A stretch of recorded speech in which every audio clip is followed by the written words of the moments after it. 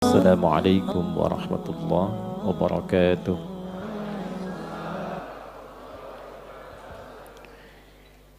Alhamdulillahi rabbil alamin.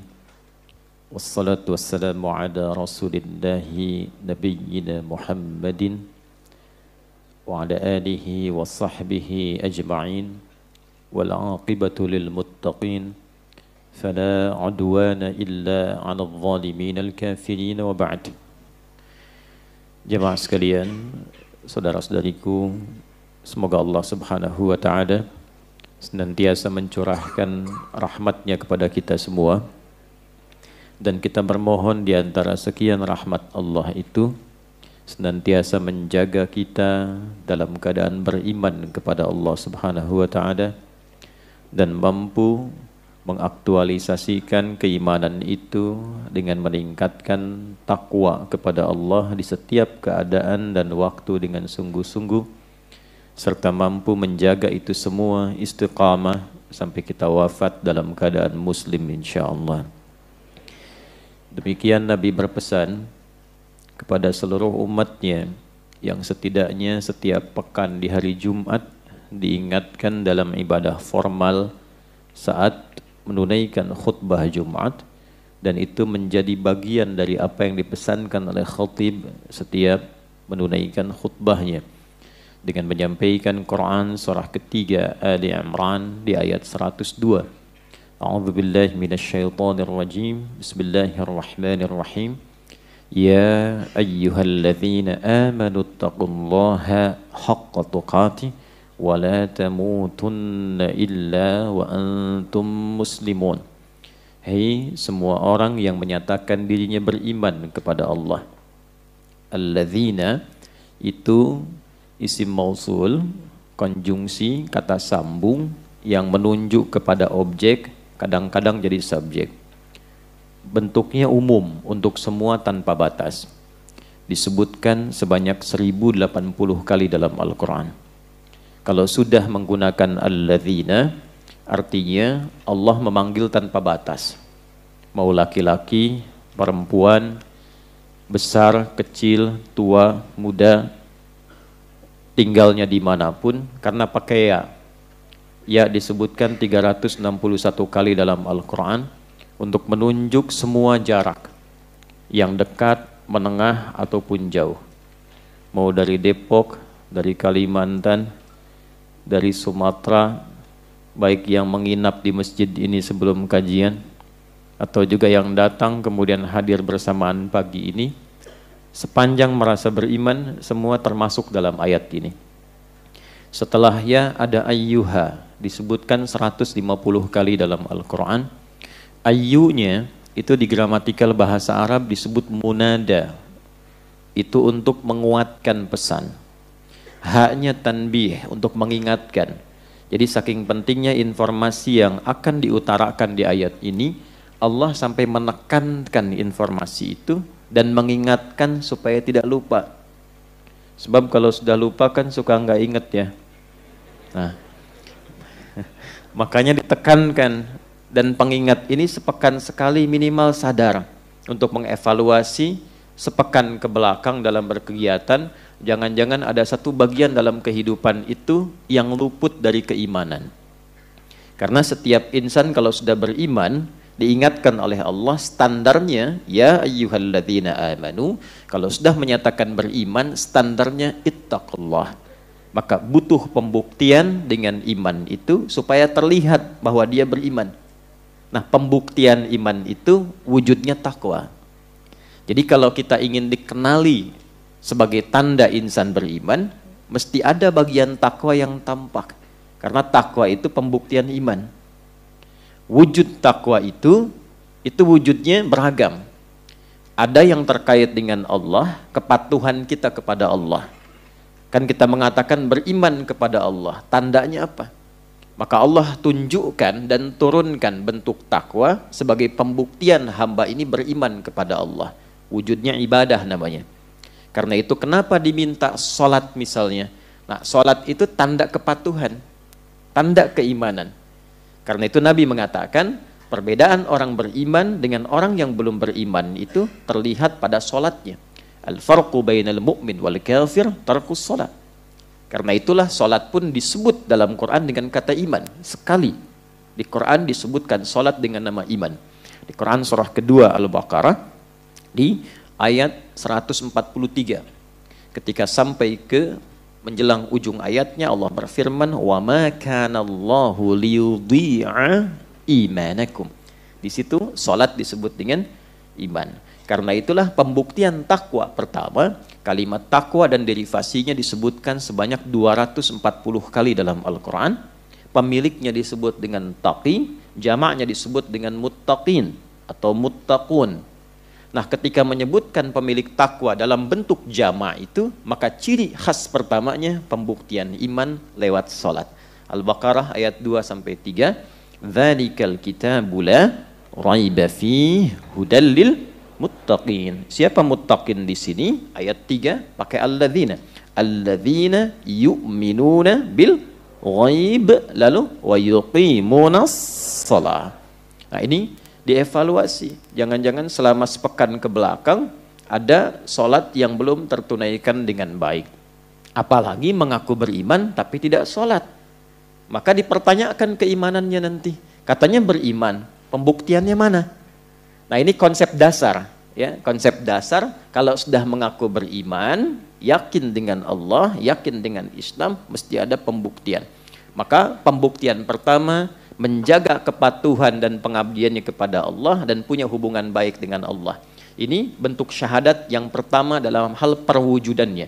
Jadi ketika Anda beriman, saya beriman, kita beriman, kan mengatakan kalimat iman pembuka itu asyhadu alla ilaha illallah. Nah, kata Allah di situ itu punya dua makna. Satu bermakna uluhiyah, menetapkan ketuhanan hanya pada Allah saja dan menafikan yang lain. Makanya la pertamanya itu menunjuk pada nafi, illanya isbat. Paham? Tidak. Nafi meniadakan sama sekali. Isbat menetapkan satu yang itu. Jadi ketika mengatakan asyhadu alla la ilaha, menafikan semua. Illa menetapkan, ya, selain yang dinafikan itu tetapkan ini saja.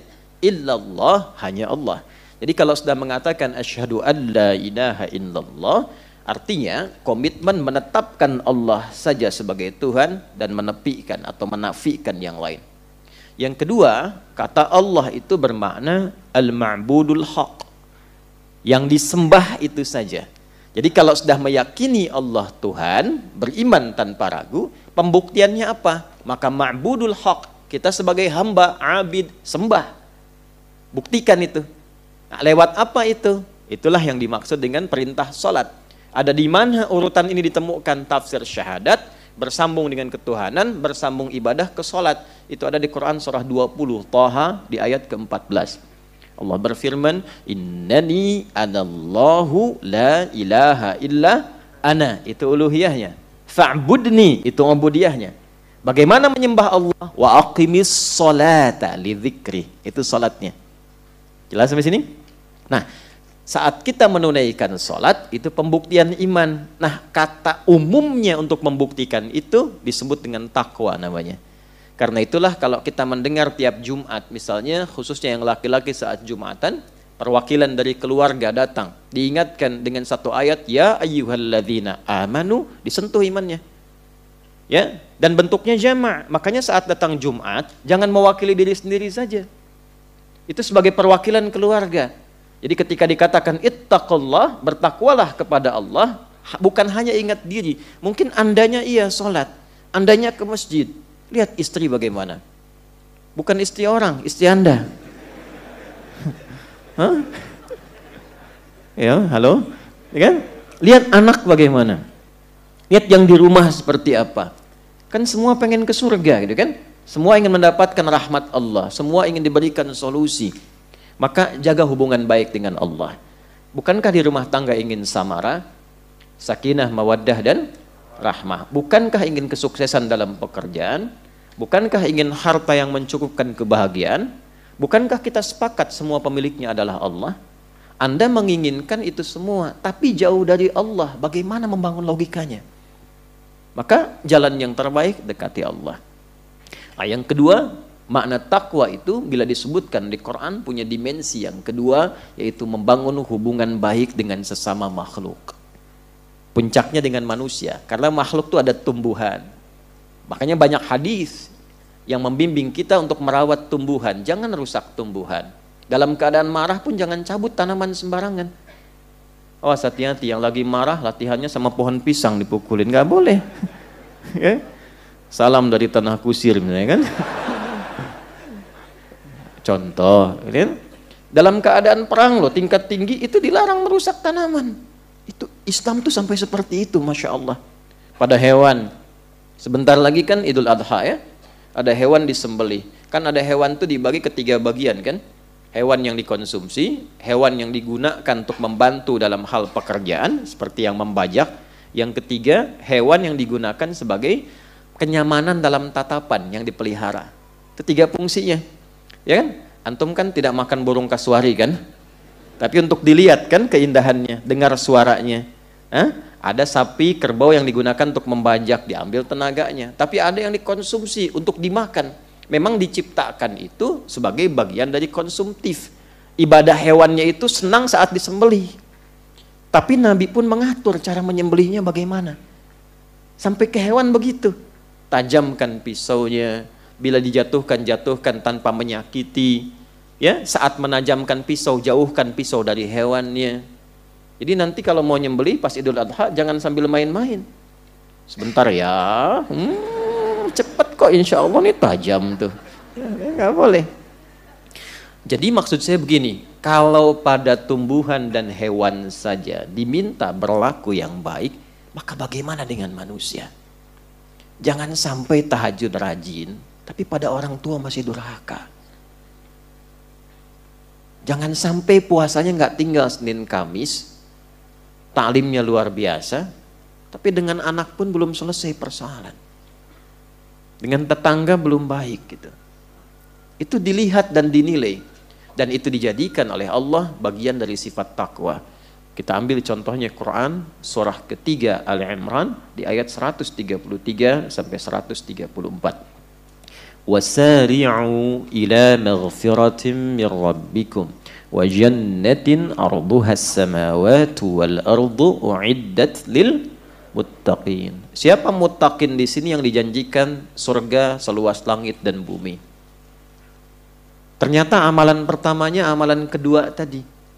Alladzina yunfiquna fis sarra wad dharra, yang gemar berbagi dalam kebaikan antar sesama.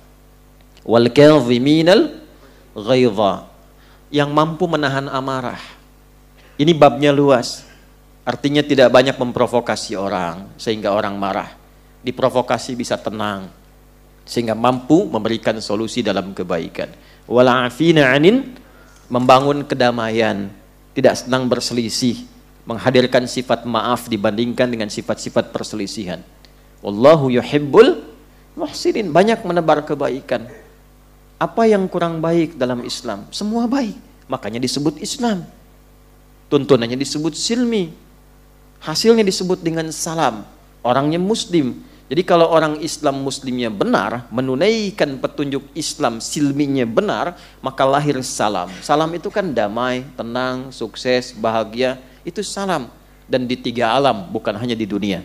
Wassalamun alaihi yawma wulida wa yawma yamutu wa yawma yub'atsu hayya. Quran surah ke-19 di ayat yang ke-15. Nah, sebelum kita memulai, ada baiknya kita mengevaluasi diri sampai dengan kita berada di duha kali ini. Apakah betul-betul sudah serius meningkatkan takwa supaya kita punya nilai di hadapan Allah Subhanahu wa taala. Karena itulah kalimatnya berbunyi ittaqullaha haqqa tuqatih. Jangan terlihat seperti serius di majlis ta'lim, tapi ternyata ketika keluar kembali kepada adatnya yang tidak disukai oleh Allah Subhanahu wa taala. Di dalam masjid baik, di luar masjid baik, pulang dari sini yang ada persoalan dengan Allah segera taubati. Sehingga mudah-mudahan saat wafat itu husnul khatimah. Ya. Keluar dari masjid ini wafat husnul khatimah. Nah, yang amin nanti mudah-mudahan langsung ya, langsung mendapat kebaikan, kan wafatkan ajalnya. Ya, baik. Dan tolong pulang dari sini pun lihat lagi dengan keluarga, perbaiki dengan kerabat-kerabat kita. Mudah-mudahan kita dikumpulkan dalam keadaan yang taat di hadapan Allah Subhanahu wa taala. Bismillahirrahmanirrahim. Kehidupan pasca wafat meninggalkan dunia. Alhamdulillah tadi sebelum berangkat saya menginap di dekat sini karena masih ada kegiatan sampai malam. Tadi sebelum berangkat saya sempat mengeluarkan ayat-ayat, sempat nulis saya, dan alhamdulillah sudah saya bawa. Jadi kita bisa urai dengan sepenuhnya. Bismillahirrahmanirrahim. Kehidupan pasca kematian digambarkan di dalam Al-Quran dengan dua kata. Satu, ada yang disebut dengan kubur. Kata ini dan turunannya disebutkan 8 kali dalam Al-Quran. Ya, saya sudah tuliskan ini tadi sebelum berangkat, nanti kita bacakan. Kedua, ada yang disebut dengan barzakh. 3 kali disebutkan dalam Al-Quran. Sudah? Bila disebutkan dengan kubur, itu yang dimaksudkan adalah tempat atau alamnya. Jelas?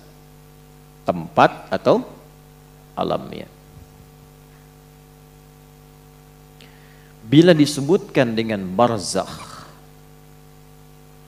itu adalah pemisahnya dengan alam yang lain. Jadi kalau kita mendapati kata barzakh, maka yang dimaksud adalah dinding pemisahnya. Baik itu dengan dunia yang sebelumnya ataupun dengan akhirat yang setelahnya. Pelan-pelan. Yuk, sekarang kita mulai dulu sebelum ke sana dengan Quran surah ketiga Ali Imran ayat 185.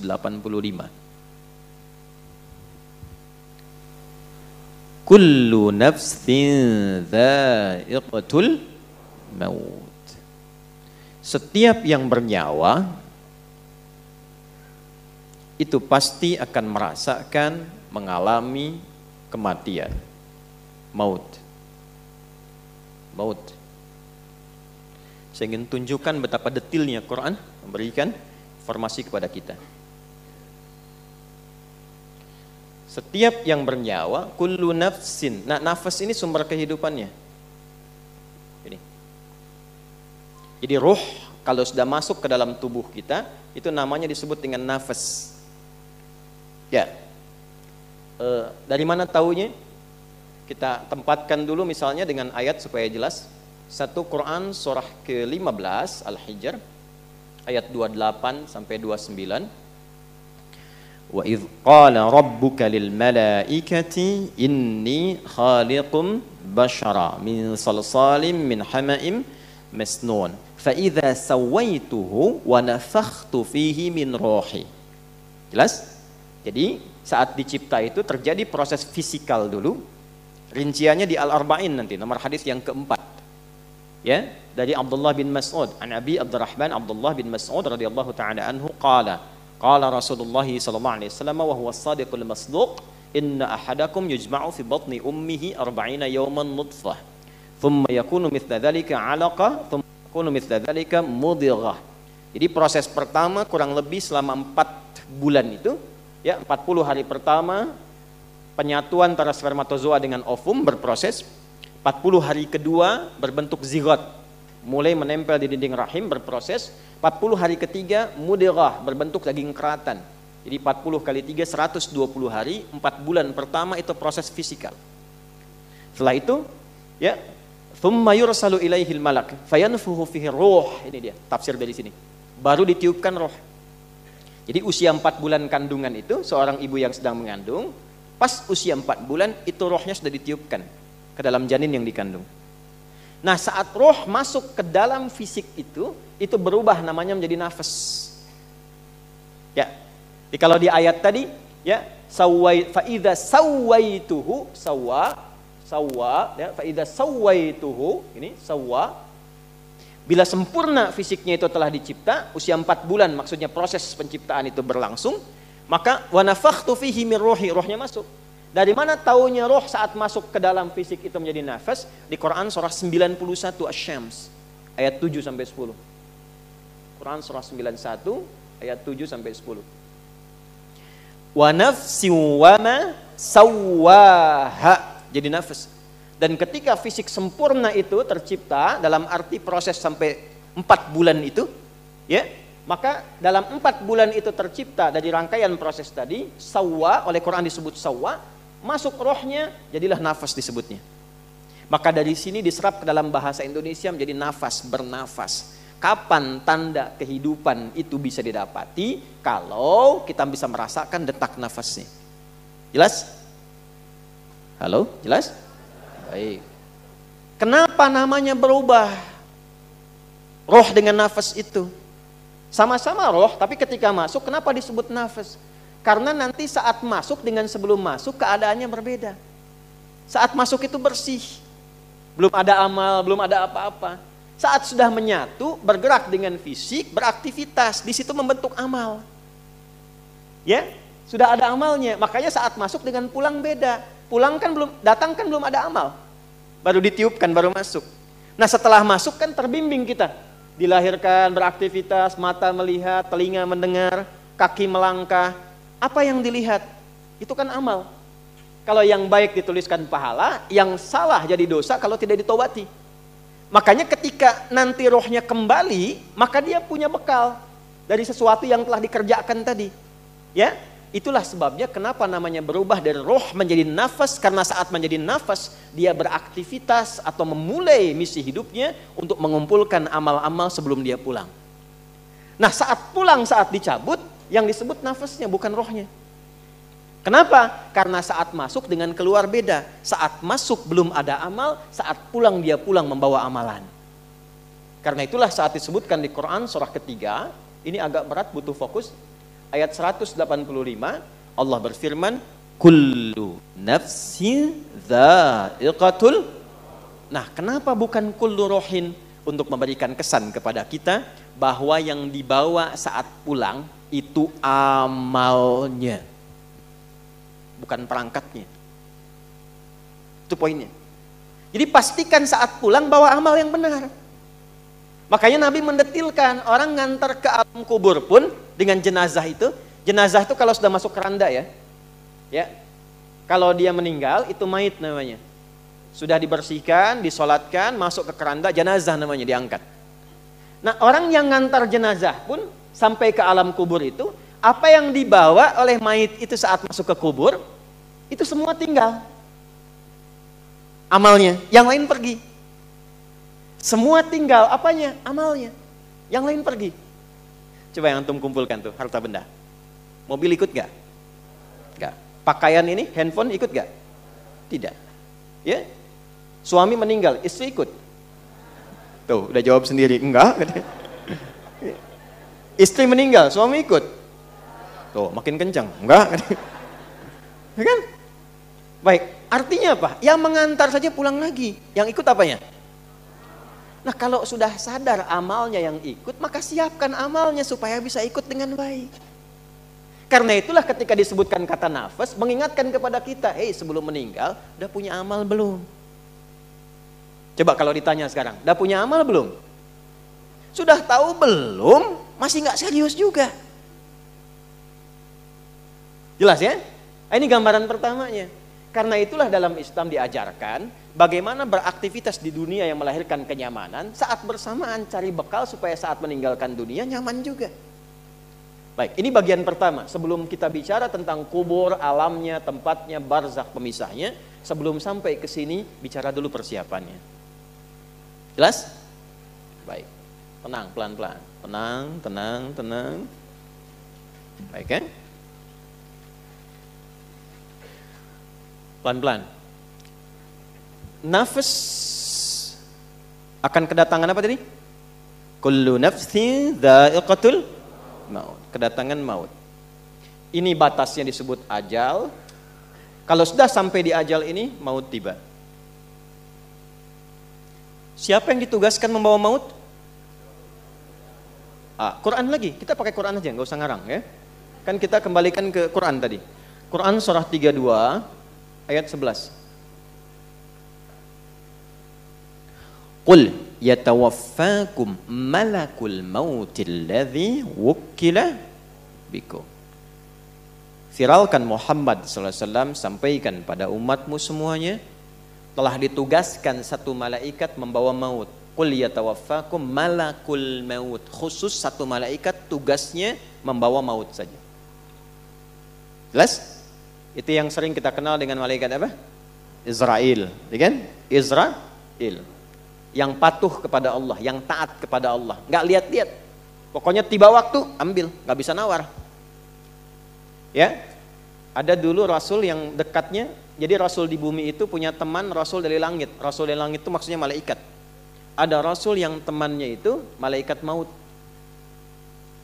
Contoh siapa? Nabi Musa alaihissalam, Nabi Daud alaihissalam. Itu sahabat dari malaikatnya, malaikat maut. Tapi apakah ketika tiba ajalnya diberikan diskon? Tidak. Tiba ajal selesai. Ya, tiba ajal selesai. Jadi kalau sudah tampak dan tiba ajalnya, maka tiba malakul maut, selesai urusannya. Tinggal pertanyaannya ketika tiba ini bakal cukup atau tidak. Jelas. Nah, sebelum sampai ke fase ini, ajal tiba, maut tiba, maka orang-orang yang masih mendapatkan nafas sebelum tibanya maut disebut mayyit namanya. Mayyitun, mayyit. Quran surah 39 ayat 30. Zumar. Innaka mayyitun wa innahum mayyitun. Muhammad sallallahu alaihi wasallam, engkau pasti akan wafat. Jadi seorang nabi pun wafat. Apalagi kita yang bukan nabi, wa innahum mayyitun. Dan mereka pun semuanya itu akan wafat juga. Jadi orang hidup yang belum wafat disebut apa namanya? Mayyit, calon mayit. Akan meninggal. Jadi jangan takut dengan kematian, karena ditakutin pun percuma, meninggal juga. Gerbang pemisahnya kan kematian, ya. Karena itu orang beriman nggak takut meninggal. Yang takut meninggal itu cuma satu aja, yang tidak punya bekal. Itu aja. Kan rumusnya gampang, kata Quran, kullu nafsin. Kalau nafas itu artinya pulang bawa bekal. Kalau bekalnya benar nggak akan takut. Takut itu artinya apa? Kurang bekal. Takut itu artinya apa? Salah bekal. Takut itu artinya apa? Nggak punya bekal. Dan biasanya orang yang nggak punya bekal itu sulit pulang. Kan mudik kemarin begitu kan? Kalau nggak ada bekal nggak pulang kan? Ya, ditarik pulang pun susah kan? Baik. Nah sebaliknya orang yang punya bekal itu menyiapkan dirinya untuk pulang. Karena itulah jadilah mayit yang benar. Cari bekal sebaik-baiknya untuk apa? Pulang. Nanti kita pelajari. Kita urutkan dulu satu-satu supaya detail. Jadi kita temukan mayit ini. Ini masih ada nafasnya. Lalu datang maut, lihat katanya, derivasi katanya. Mayit datang maut, ini ada tasdidnya. Gambaran dari nafas. Datang malakul maut, mengambil nafasnya, datang malak, mengambil nafasnya lewat maut. Kalau diambil, berubah namanya dari mayit jadi mayit namanya. Tasdidnya hilang. Mayitun. Lihat, ini ilmunya mahal, karena tidak mudah mendapatkan kitabnya. Nah, saya meneliti, karena saya fokus meneliti di kajian kebahasaannya. Saya mengambil jurusan formal di bahasa Arab untuk mendalami Al-Quran karena kecintaan pada Quran. Nah ini tidak mudah mendapatkan ini. Jadi ini bukan ilmu otak-atik. Dan saya nggak punya TikTok. Sekali ketik diketok gitu ya. Nggak ada. Saya nggak punya. Ya, saya cuma dua yang nggak punya. Satu Twitter, kedua TikTok. Saya nggak punya. Jadi kalau ada akun mengatasnamakan nama saya, itu bukan saya. Jelas ya? yang lain ada yang formal. Balik ke sini. Ini kalau sudah diambil nafasnya, meninggal, datang maut, ini jadi hilang tasdidnya, jadi sukun begini. Maitun. Coba baca yang ini. Mayyitun, yang ini. Tuh. Perhatikan baik-baik. Kenapa tasdidnya hilang diganti dengan sukun? Ini mahal sekali ilmunya. Kenapa tasdidnya hilang diganti dengan sukun? Sukun itu artinya apa? Mati. Ya kan? Bukan hanya mati. Kalau ada sukun kan dimatikan kan? Bukan hanya mati. Sukun itu seakar dengan kata sakinah, artinya tenang. Usahakan kalau wafat, kalau meninggal, kalau mati, usahakan wafatnya tenang. Tidak mungkin orang tenang itu kecuali punya amal yang baik. Nah, amal yang baik itu dilahirkan lewat apa? Dari ketaatan, dari bekal yang dikumpulkan. Nah, ketenangan yang dilahirkan dari sebuah ketaatan, bahasa Arab jadi disebut dengan tuma'nina. Dari itma'anna yatma'innu. Bukankah saat sholat ada tuma'nina?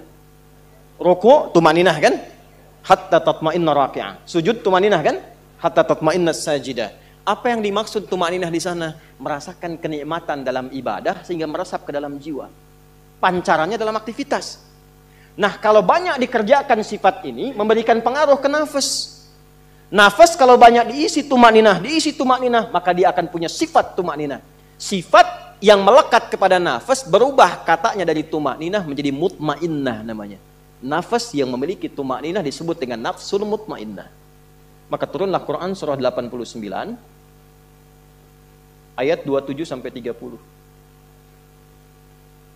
Ya ayyatuhan nafsul mutmainnah irji'i ila rabbiki radiyatan mardiyah. Hei jiwa yang tenang karena sudah punya banyak bekal. Ya kan? Sekarang cepat tinggalkan dunia, pulang. Nah, ini yang akan kita bahas. Kamu cepat pulang. Aku sudah ridha dengan kegiatan dan bekalmu selama hidup di dunia. Engkau pun akan ridha dengan pemberianku yang aku siapkan saat engkau meninggalkan dunia ini. Makanya ketika mendapatkan kalimat itu, hatinya makin tenang. Itulah yang menyebabkan orang meninggal itu ada yang senyum. Ya kan? Terus tiba-tiba punya waktu sujud, saking bersyukurnya. Malu ala Dauda, syukra. Jadi keluarga Daud itu kalau sedang bersyukur, sujud tuh. Ada yang sujud, ada yang senyum. Ada yang bahkan menyiapkan diri. Kenapa? Karena dia sudah merasakan panggilan yang memberikan ketenangan pada jiwanya. Bekalnya siap. Ya, radiyatan mardiyah. Fadkhuli fi ibadi. Masuklah dalam golongan hambaku. Ibad, kita tuliskan ini. Tuliskan dulu. Wadkhuli jannati. Jannah ditemukannya di mana? Terlihat. Allah sudah memberikan pendahuluan. Saat akan meninggalkan dunia ini sudah dibuka oleh Allah untuk menguatkan persiapannya selama ini. Disiapkan alamnya di sini, ditunjukkan surganya di sini. Bahkan ada orang-orang yang saat wafatnya sudah ditunjukkan tempat surga, tempat pulangnya. Pernah dengar seorang saleh sama Asiyah? Sayyidah Asiyah, istrinya siapa? Firaun. Bukankah saat diikat di tiang dan akan dieksekusi, tiba-tiba beliau berdoa kan? Ya? Rabbi najjini min fir'auna wa amalihi. Ya Allah, mohon anugerahkan aku keselamatan dari buruknya siksa Firaun.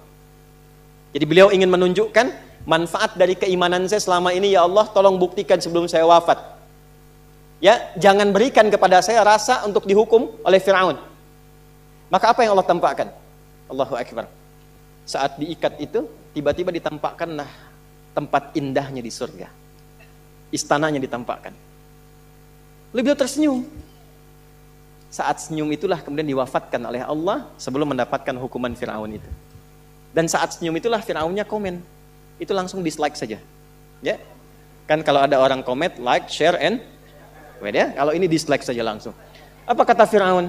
Ini perempuan mau disiksa kok malah senyum.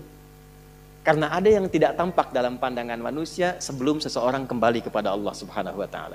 Karena cukup bekalnya, tenang jiwanya, ditampakkan tempat pulangnya dan pulang dia dalam keadaan kesenangan yang sangat luar biasa. Nah, ini sudah fitrah, teman-teman. Sukun ini fitrah, kalau sudah mayit sukun. Cuman gak banyak orang sadar ketika melihat sukun. Saya melihat sampai orang Jepang pun bikin film animasi, ya, itu yang Dragon Ball itu loh. Yang tulisan Susuke Watanabe tahun 96. Ya kan? Son Goku saat mengkame-kameha Piccolo kan, ya kan? Tiba-tiba mati, atasnya ada bulatan kan? Anda bayangkan, orang-orang yang bikin tulisan, bikin cerpen, bikin komik macam-macam, itu sudah fitrah ini ada bulatan ini. Tapi orang beriman beda cara pandangnya. Saya nggak nonton, cuma saya senang baca. Jadi saya berpikir orang sadar dengan teorinya, tapi kita diberikan oleh Allah keimanan, seharusnya kita sadar dengan imannya. Nah sekarang kalau sudah paham ini secara teoritis, kita bahas apa alamnya yang dimaksud di sini, apa persiapannya selama hidup menjadi mayit di sini, dan bagaimana kita menyusunnya. Itu yang coba kita uraikan dalam bagian kedua di materi kita. 1. Yang pertama kita mulai dari barzakh dulu yang paling sedikit. Kata barzakh, ba, ra, zai, kha. Barzakh. Kata barzakh, bila disebutkan dalam bahasa Arab, dia berarti pemisah dari dua tempat yang tak nampak secara kasat mata. Pemisah dari dua tempat yang tak nampak secara kasat mata. Perhatikan sini pelan-pelan. Ini ada dinding kan? Ya, di depan. Dinding ini kan memisahkan ruangan di sini dengan yang di belakang ya. Baik. Lihat lagi dindingnya, ada kaca di samping. Teman-teman lihat dari luar ke kanan. Ada dinding ya? Itu pemisah kan ya? Kelihatan nggak dindingnya? Ah, karena kelihatan itu nggak bisa disebut barzakh. Jelas? Maka dalam bahasa Arab itu disebut dengan satar kalau nampak remang-remang, hijab kalau nampak tertutup sama sekali. Jadi kalau nampak remang-remang, nutup tapi mesti kelihatan remang-remang, nggak nyata kelihatannya, itu disebut satar namanya. Satrun. Satara, yasturu satran. Satara, yasturu atau satara, yastiru. Sudah? Satran. Pernah dengar sutrah? Sutrah ya? Kalau mau sholat ada sutrah kan? Nah, kenapa sutrah disusun tidak terlampau tinggi sehingga nampak keadaan keseluruhan bagiannya? Jelas? Yang penting ada pembatas yang ketahuan kalau orang mau lewat itu, ada orang sholat gak boleh dilewati. Tapi kalau penutup total, begini, gak terlihat di belakang ini ada apa. Maka disebut hijab namanya. Hijab. Dari kata hajaba. Ibu itu pakai hijab atau pakai sutrah? Ayo. Saya ulangi, hijab atau apa? Sutrah. Kalau pakai hijab, maka pakailah penutup itu sehingga tidak tampak dari yang dihijabi itu. Jadi jangan sampai menggunakan penutup, tapi bagian dari tubuh itu masih tampak secara remang-remang. Itu bukan hijab namanya. Itulah kenapa disebut dengan hijab dan diberikan isyarat agak dilonggarkan itu yudnina min jalabibihinna. Direndahkan, dilonggarkan supaya dengan longgar dan rendah itu, maksud rendah itu diturunkan bukan diangkat, ya. Supaya tertutup sempurna dan tidak tampak bagian dari tubuh sekalipun lekuk atau remangnya. Paham? Tapi di sini tidak disebut dengan sutrah, tidak disebut dengan hijab. Sebab hijab kalau dibuka terlihat. Tamam? Untuk alam ini sifatnya disebut dengan barzakh, bukan sutrah, bukan hijab. Jadi kalau antum mendapati dua bagian, ini satu A, ini B. Paham? Ini ada pembatas yang tidak menyatukan ini, nggak bisa ketemu nih. Di sini nggak bisa ke sini, nggak bisa ketemu, ini nggak bisa ketemu. Ya, tempatnya misalnya kelihatan tuh, dari sini kelihatan, tapi nggak bisa mempertemukan ini. Ini balik lagi ke sini, balik lagi ke sini. Ini barzakh namanya. Kalau di lautan yang luas, yang besar, pernah melihat misalnya di YouTube ya atau National Geographic ada tiba-tiba ikan terus balik lagi, ikan balik lagi. Ketika diteliti ternyata itu pertemuan dua arus di situ ya, kemudian tiba-tiba ada pembatas di antara dua itu sehingga ikannya nggak sampai ke tempat lain. Begitu nyampe ke sini, balik lagi. Nyampe ke sini, balik lagi. Dan dahsyatnya, karakteristik ikan di wilayah ini tidak sama dengan ikan di wilayah sini. Dan itu kalau dicari di kitab manapun, keterangan itu ditemukan di kitab suci hanya dalam Al-Quran. Surah ke-55 ayat 19 sampai ayat 20. Ya. Marajal bahraini yaltaqiyan bainahuma barzakhul la yabghiyan. Allah pisahkan dua arus air dalam lautan itu. Ya, marajal bahraini yaltaqiyan, yang keduanya itu ya nggak bisa menyatu, ketemu di satu titik tapi nggak bisa nyatu. Kenapa nggak bisa bersatu? Bainahuma barzakhul la yabghiyan, karena keduanya ada dinding pembatas yang tak nampak secara kasat mata. Jadi nggak kelihatan dindingnya, pemisahnya nggak kelihatan, tapi alamnya ada. Ya, pemisahnya nggak kelihatan, alamnya ada. Tempatnya kelihatan, tapi alamnya nggak kelihatan, pemisahnya ada.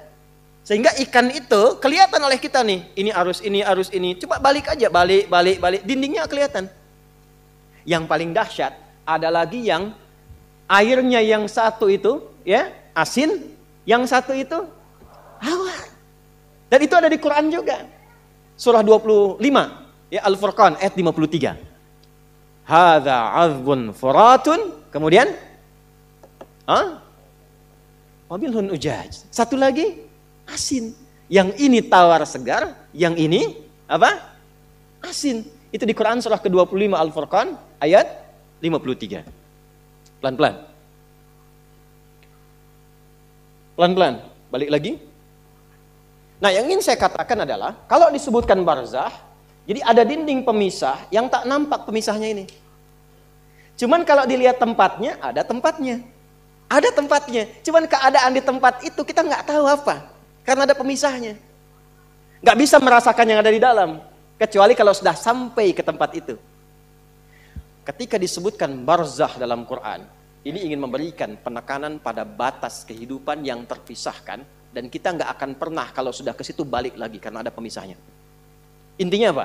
Kalau sudah masuk ke alam ini, kenapa disebut dengan barzah? Anda tidak akan pernah punya peluang untuk kembali lagi. Diam di sini, kelihatan oleh orang yang masih hidup, ditanam di dalamnya, di alamnya, di tempatnya.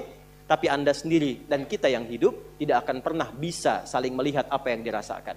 Dan kalau sudah masuk, gak akan bisa balik lagi. Karena ada dinding yang membatasi. Jelas? Oke, saya simpulkan dengan cepat. Kenapa disebutkan dengan barzah? Untuk memberikan kesan bahwa kalau sudah masuk ke alam itu, jangan harap Anda untuk bisa kembali ke alam dunia karena ada dinding kuat yang membatasi sekalipun tak nampak dalam pandangan orang yang masih hidup. Paham? Maka turunlah Quran surah ke-23 Al-Mu'minun. Baca ayat 99 sampai 100. Khususnya di ayat ke-100-nya. Ayat 100-nya di ujung ayatnya. Wa min waraihim barzakhun ila yaumi yub'atsun. Ada? Baik, saya percepat saja. Dan ketika datang kematian itu, lalu orang-orang yang tidak yakin dengan kematian itu, kehidupan setelah kematian, karena dia banyak menikmati dunia, tidak siap-siap dengan bekal akhirat, tidak siap-siap dengan bekal ke alam kuburnya, tahu meninggal tapi nggak menyiapkan bekal untuk meninggalnya, maka dia kaget pada saat dia meninggal itu dan dia berkata, qala rabbirji'un. Ya Allah, pengen balik lagi. Pengen balik lagi. Bahkan nanti di surah Al-Munafiqun itu jelas dikatakan, ya, fa as-saddaqa wa aqum minas salihin. Di sini juga nanti 100-nya begitu, amalas salihah. Ya Allah, berikan saya kesempatan, saya pengen mengganti semua kegiatan saya selama hidup sebelum meninggal. Berikan kesempatan sekejap saja, saya ganti semua dengan yang saleh, yang kau ridhai. Jadi Allah ingin menekankan bahwa jangan sampai ada penyesalan setelah masuk ke alam kubur ini karena ada dinding pemisah yang tidak bisa membuat Anda itu kembali lagi ke dunia. Jadi mumpung belum masuk, siap-siap. Karena kalau sudah masuk ada pemisah yang kuat yang nggak bisa mengembalikan lagi kita ke dunia. Jelas sampai sini? Kalau mendengar kata barzah, ini akan dimaksudkan. Kalau mendengar kata barzah, maka ingat-ingatlah bekal apa yang sudah kita kumpulkan agar tidak menyesal setelah masuk ke alam kuburnya. Itu maksudnya. Saya ulang, kalau mendengar kata barzah, maka segera tancapkan ke dalam jiwa untuk mengingat bekal yang telah kita kumpulkan. Karena kalau sudah masuk ke alamnya, yang disebut dengan kubur, ada dinding pembatas yang akan menghalangi kita untuk kembali lagi ke tempat yang pernah kita beraktivitas. Tak akan mungkin bisa kembali. Apalagi kalau Anda menyelam ke lautan. Atau misalnya melihat tayangan, tiba kemudian disebutkan di channel pengetahuan, ini ada dinding pemisah, ikan-ikan gak bisa masuk ke situ, dia balik lagi. Maka segeralah berpikir, itulah yang ditampakkan oleh Allah setelah kita wafat, ada dinding pemisah yang tidak akan pernah menjadikan kita kembali ke tempat asal. Paham? Yuk kita simpulkan. 1. Kesimpulan pertama, Allah menekankan dengan kata barzakh kepada setiap insan beriman. Was, kalimatnya insan beriman ya. Kalau enggak beriman itu pilihan. Allah menekankan dengan kata barzakh pada setiap insan beriman agar berbekal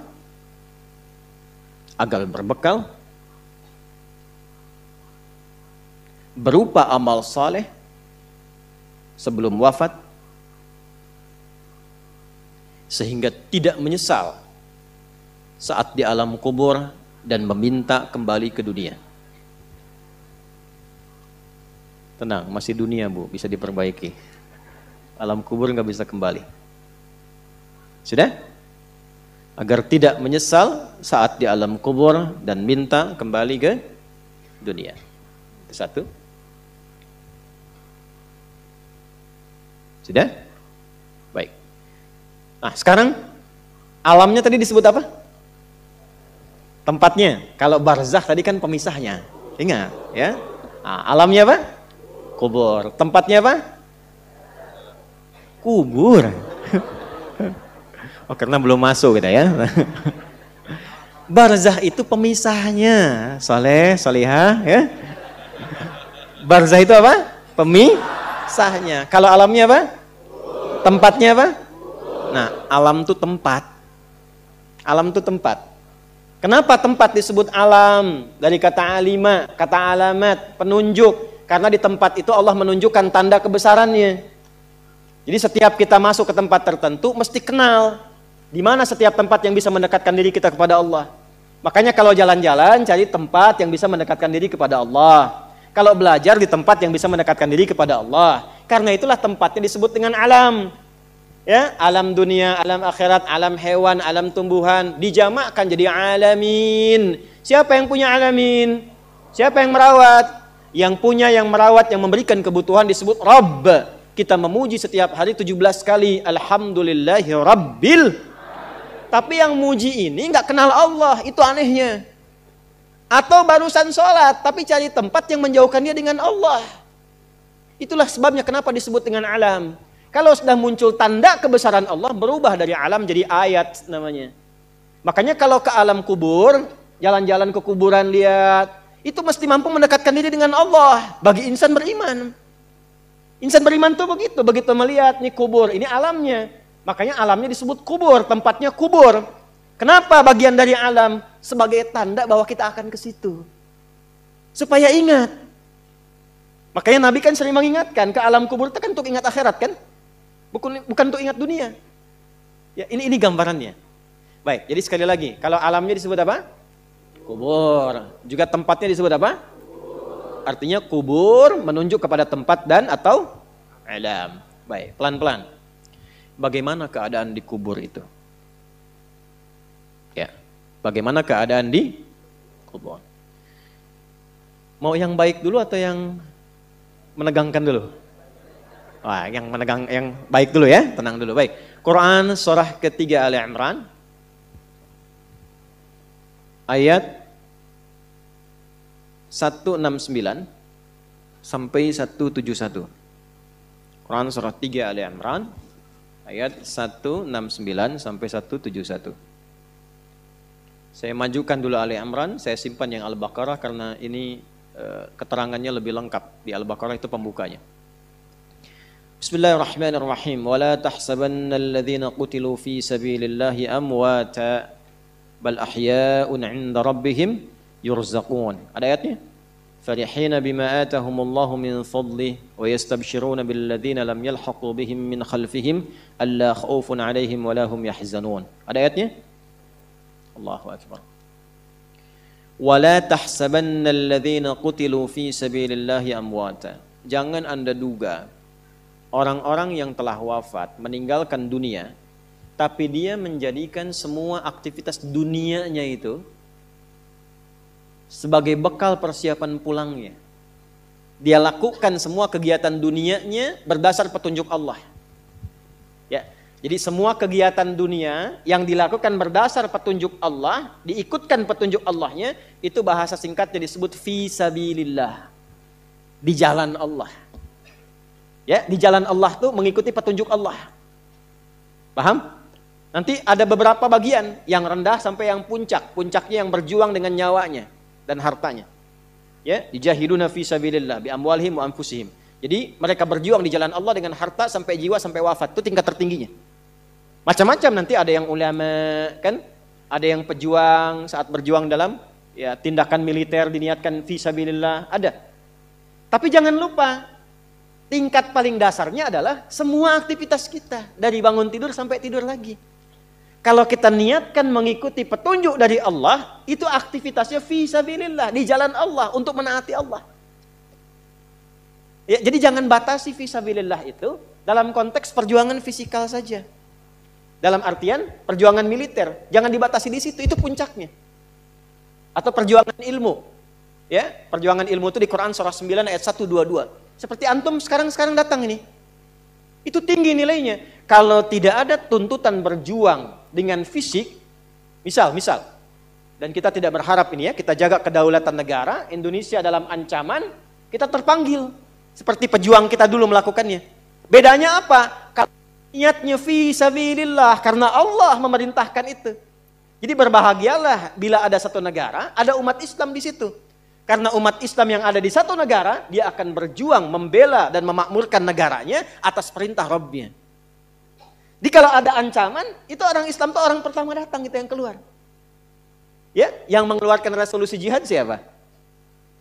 Ulama. Kiai Haji Muhammad Hashim bin Asy'ari, itu ketua resimen wilayah Jawa Timur. Resimen Jawa Tengahnya itu Mr. Kasman Singodimejo.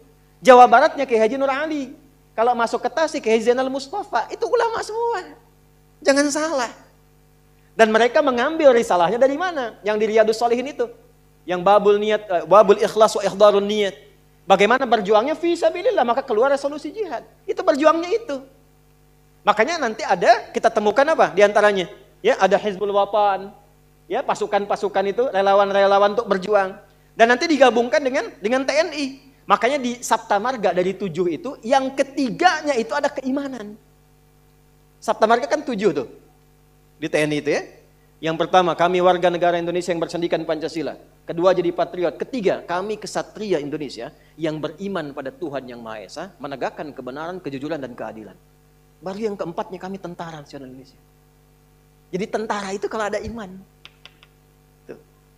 Saya hafal karena saya ngajar itu. Ya, di situ ada keimanan. Di jiwa patriot, kenegaraan, kesatria, kapan? Ketika beriman. Nah, itu jalan yang tertingginya. Nah, tingkat terendahnya menjadikan semua aktivitas kita untuk menaati Allah. Itulah fisabilillah. Karena itulah dalam Islam, semua kegiatannya itu ada panduannya. Temukan dimanapun, ada nggak orang baru bangun tidur sudah diberikan bimbingan? Nggak ada. Dan kalau kita mau jujur, bukankah semua aktivitas kita itu ada doanya? Ya kan? Nah, doa itulah bimbingan kegiatan yang menjadikan semua aktivitas kita mengikuti petunjuk Allah fi sabilillah. Bangun tidur ada doanya enggak? Ada. Terus mau mandi nih, ke kamar mandi. Langkah kaki diatur, ada doanya enggak? Ada. Begitu keluar ada doanya? Masuk dengan keluar sama enggak doanya? Berpakaian ada doanya enggak? Antum mau kerja cari nafkah, ada doanya enggak? Dibaca enggak? Tuh. Katanya pengen berkah, pengen dilindungi Allah, tapi enggak dibaca. Aneh manusia zaman sekarang nih. Nah, doa itu bukan sekedar kalimat formal yang menjadikan kegiatan aktivitas jadi ibadah, bukan. Tapi isinya ini panduan hidup. Jadi kalau kita keluarkan, kita pahami, kita dalami, terus diamalkan, itu panduan. Contoh, yuk kita cek satu aja. Bangun tidur baca apa tadi? Alhamdulillahilladzi ahyana ba'dama amatana wa ilaihin. Oke, baik. Tahu dari mana?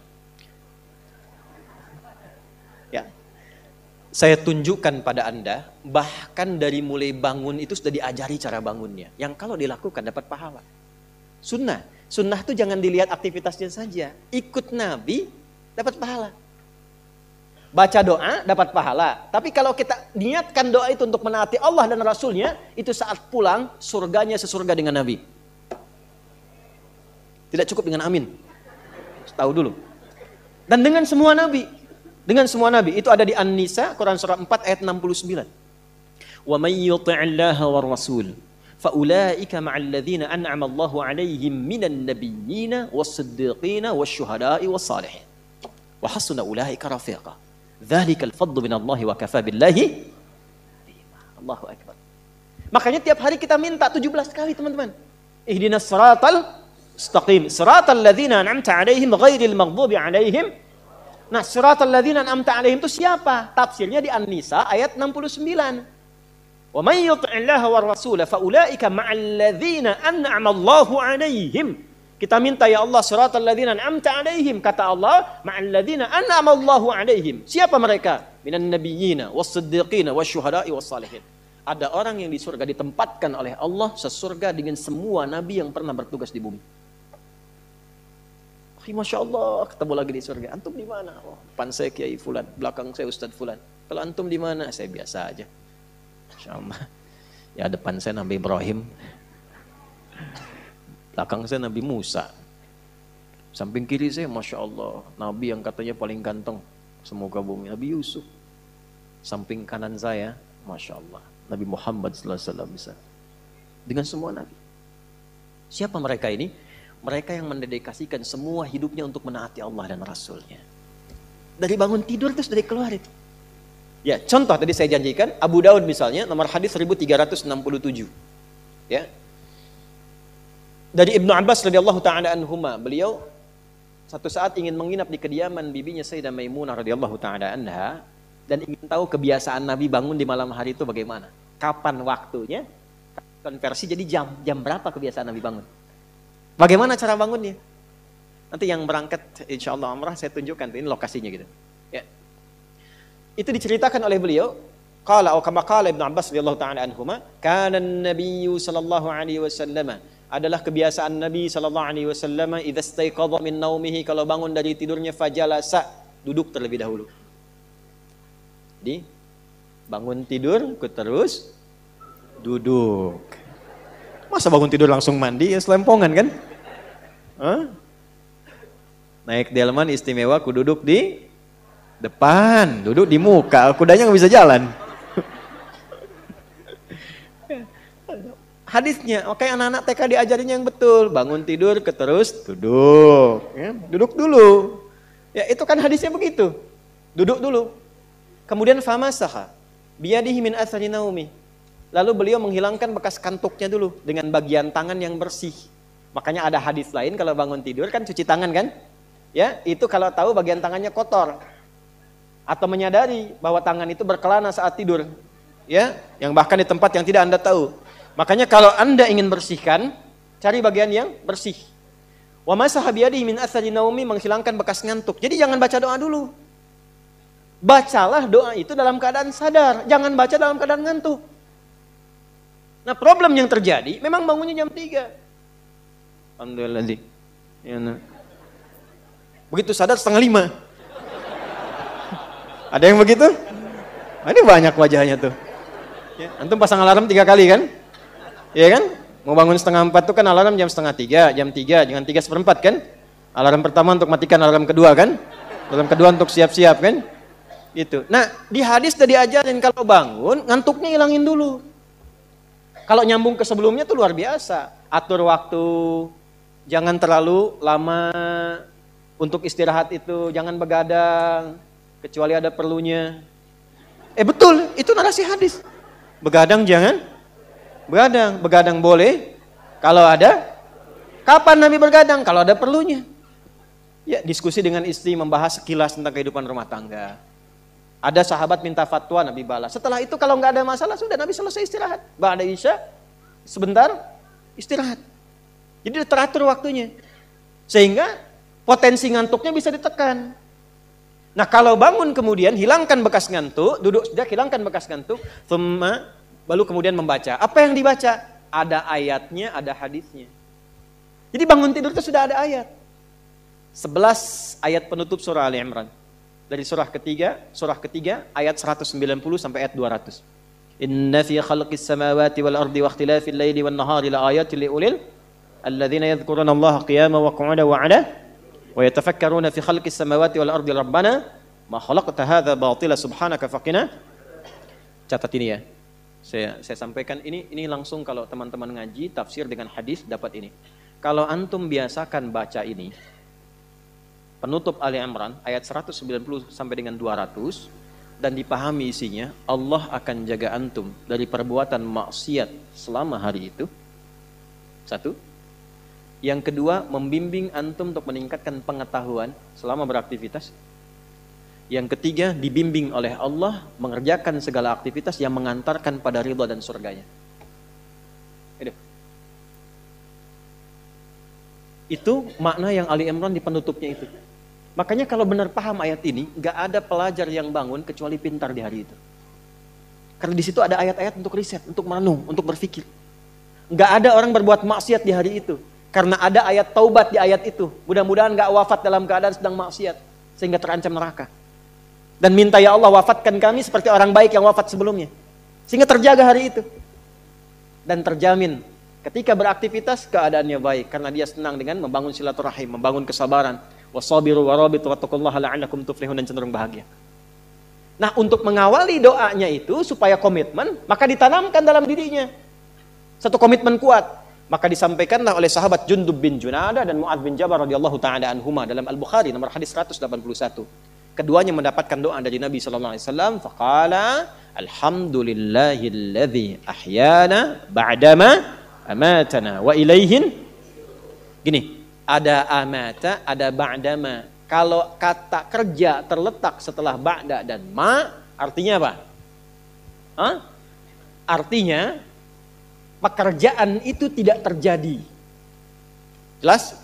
Tapi yang terjadi adalah inspirasi dari aktivitas itu untuk aktivitas yang lain. Perhatikan. Alhamdulillahilladzi ahyana ba'dama amatana. Setelah ada kata ba'dama, ada amatana. Ya Allah, terima kasih. Engkau memberikan kesempatan kepada hidup di hari ini. Walaupun mungkin bila datang ajal itu engkau bisa wafatkan aku dalam tidur tadi. Cuma wafatnya nggak terjadi karena belum tiba ajal. Wa ilaihin nusyur, nasyara itu artinya berpencar untuk kembali mencari bekal. Jadi kalau kita dari kampung datang ke kota nyari bekal buat pulang, itu penyebarannya disebut nasyara. Pulangnya disebut ada. Sifatnya id, waktunya mi'ad, tempatnya ma'ad. Tempat kita pulang disebut ma'ad. Innalladzi farada 'alaikal Qur'ana laradduka ila ma'ad. Waktu pulangnya mi'ad. Innallaha la yukhliful mi'ad. Baik. Nah, kita bangun tidur berjanji sama Allah, sifatnya nusyur. Wa ilaihin, ya Allah, terima kasih. Engkau berikan kesempatan aku di hari ini menjalani kehidupan. Walaupun mungkin dalam tidur tadi engkau bisa wafatkan kalau tiba ajalku. Tapi aku diberi kesempatan hidup saat ini sampai dengan ajalku. Maka aku berjanji ya Allah, sekarang aku akan mencari bekal supaya persiapan untuk pulang menghadapmu. Itulah wa ilaihin nusyur maknanya. Makanya sebelum tidur sunnahnya istighfar. Untuk mengevaluasi kegiatan sebelumnya yang salah. Setelah itu merencanakan. Kalau hari ini tadi nggak jamaah, besok saya ingin jamaah. Kalau hari ini saya belum infak, besok ingin infak. Direncanakan malamnya. Fa idza faraghta wa ila rabbika. Tapi nggak tahu besok hidup atau enggak. Kita tawakal sama Allah. Yang penting sudah istighfar, sudah punya rencana. Istighfar yang dilakukan sebelum tidur membuat kita nikmat. Dan tawakal pada Allah sekalipun wafat. Ternyata Allah bangunkan lagi, kita katakan alhamdulillahilladzi ahyana ba'dama amatana. Terima kasih ya Allah yang telah menahan rohku saat tidur tadi, tidak mewafatkanku sebelum datang ajalku. Aku berjanji hari ini aku akan menyempurnakan amalku demi mencari bekal pulang. Alhamdulillah. Pertanyaannya betul dicari nggak? Kok bisa ada orang baca doa bangun tidur tapi aktivitas di hari itu bermaksiat? Katanya cari bekal, tapi bangun tidur sudah gibahin orang. Udah bikin status yang bermasalah. Jelas sampai sini? Nah, itu yang dimaksud apa? Fi sabilillah. Menjadikan semua kegiatan itu dilakukan untuk menaati Allah. Ibu merawat anak karena Allah atau karena sayang anak? Mulai bingung jawabnya. Allah. Kalau ibu merawat anak karena Allah, pasti ibu akan memberikan pendidikan pada anak yang mendekatkan anak kepada Allah. Sekarang lihat buktinya sampai anak itu tumbuh. Kenal Allah. Gimana sholatnya? Gimana hubungannya dengan Quran? Kenal dia dengan nabinya? Kenal tidak dengan sahabat Rasulullah SAW? Antum nih anak-anak muda yang masih belajar. Antum belajar tuh karena Allah, karena ijazah. Allah. Gimana masuk kampus antum tuh? Kalau benar karena Allah, maka sifat-sifat yang Allah sampaikan lewat Nabi pasti diikuti. Belajar yang serius, harus sampai paham. Nggak ada masuk kelas, keluar nggak paham. Umat Islam nggak begitu. Nabi kan ajarkan masuk kelas, duduk paling depan. Nggak paham, tanya. Baru keluar setelah paham. Dapat paham itu, amalkan ilmunya di tempat ia tinggal. Nyambung semua. Ini duduk paling belakang. Nggak pernah nanya, ujian pinjam catatan teman. Terus karena Allah, fisabilillah. Ya kan? Walaupun memang orang Indonesia itu anugerahnya luar biasa. Saya sering sampaikan untuk motivasi. Bersyukurnya kita jadi orang Indonesia, Allah tanamkan banyak sekali kelebihan-kelebihan. Kita beragam, sehingga pengalaman keberagaman ini dibawa kemanapun bisa menyusul. Lalu lidahnya ringan, karena di kita ini sukunya banyak, pulau banyak kan? 13.667 pulau kan? Itu belum termasuk Pulau Gebang, Pulau Gadung, ya kan? Pulau Kapuk dan sebagainya. Nah, karena banyak ragamnya, lidahnya terlatih komunikasi. Jawa ketemu Sumatera, lidahnya dilatih. Sumatera ketemu Kalimantan, kita tahu ini dialeknya, tapi lidah kita tanpa terasa dilatih. Akhirnya apa? Belajar bahasa apapun mudah. Saya perhatikan nampaknya di dunia ini, di antaranya saya baru temukan orang Indonesia yang cepat belajar bahasa apapun seperti penuturnya. Kalau dia bicara nggak kelihatan orangnya, bicara bahasa Inggris misalnya, "Hey John, where have you been?" Itu nggak tahu kalau orang Cipanas. Betul. Dia ngobrol bahasa Arab, kayak halak ya Muhammad. Dia nggak tahu kalau itu orang Cimahi misalnya. Ya itu saking mudahnya. Silahkan lihat orang India bicara bahasa Inggris. Ketahuan Indianya. Take the money gitu. Orang Cina bahasa Arab, ketahuan Cinanya. Tapi akan lebih mantap lagi kalau sunnahnya kita ikuti. Begitu diikuti tuntunannya, fi sabilillah. Yang ingin saya katakan, orang-orang yang menjadikan kegiatannya karena Allah, kerja karena Allah, menjabat karena Allah, punya harta karena Allah, maka saat wafat dan masuk ke kubur ini, tadi Quran surah ketiga ayat 169 sampai dengan 171. Jangan dikira orang-orang yang wafat, yang kegiatannya sebelum wafat dijadikan karena Allah, wafat begitu saja. Ayat ini turun untuk merespon dugaan orang yang meninggal waktu berjihad dengan Nabi, lalu wafat dalam perjuangan fi sabilillah, yang berjuang, berperang. Ini ayat tentang perang Uhud. Meninggal, mereka mengatakan tuh kan, dengan Muhammad sia-sia tuh, meninggal aja udah, mati aja. Ngapain ikut-ikut Muhammad SAW? Kalah juga kan? Mati juga kan? Maka turunlah ayat-ayat ini untuk memberikan penguatan kepada umat Islam. Kalian yang nggak ikut berperang pun meninggal juga kok. Ya kan? Kalian yang duduk ngopi pun meninggal juga kok. Karena di antara mereka ada yang mengatakan lebih baik duduk-duduk, ngopi-ngopi, teh-teh aja katanya. Daripada ikutan begitu. Kalian meninggal juga. Mau sembunyi di tempat yang dilapis baja pun meninggal juga. Kalau sudah tiba ajal, wafat. Tapi bagaimana meninggal yang berkualitas?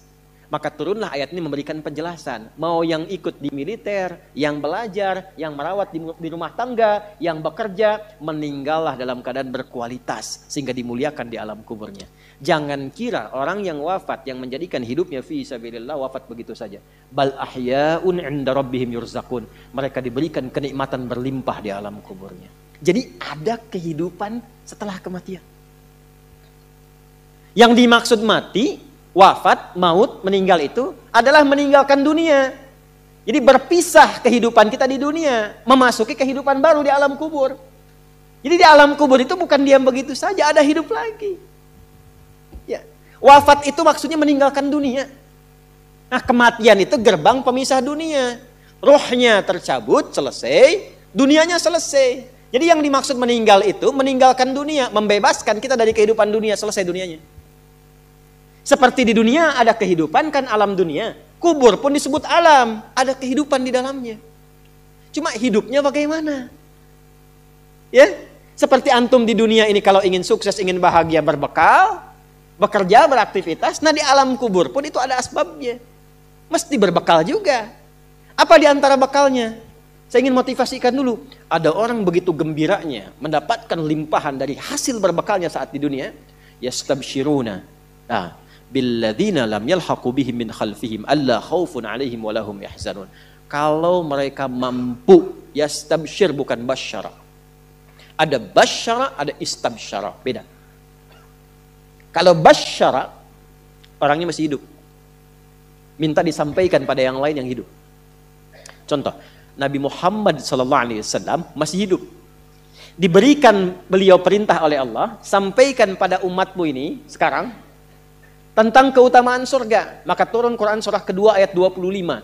Wa basyiril ladzina amanu wa 'amilus salihati anna lahum jannatin tajri min tahtihal. Tapi kalau kalimatnya menggunakan istabsyara, itu umumnya bermakna ingin menyampaikan tapi tak punya kemampuan menyampaikan karena keadaannya sudah berbeda. Perhatikan detailnya bahasa Quran. Orang yang wafat yang menjadikan hidupnya berdedikasi untuk menaati Allah, di alam kubur diberikan kenikmatan, saking nikmatnya pengen kasih tahu yang masih hidup. Wa yastabshiruna billadzina lam yalhaqu bihim min khalfihim. Mereka ingin menyampaikan pada yang masih hidup, gak usah nangis. Jangan banyak meratap. Saya ini sudah mendapatkan kesenangan melebihi apa yang pernah kita dapati saat di situ itu. Kalau bisa cepat ke sini, itu kalimatnya. Kalau bisa cepat ke sini.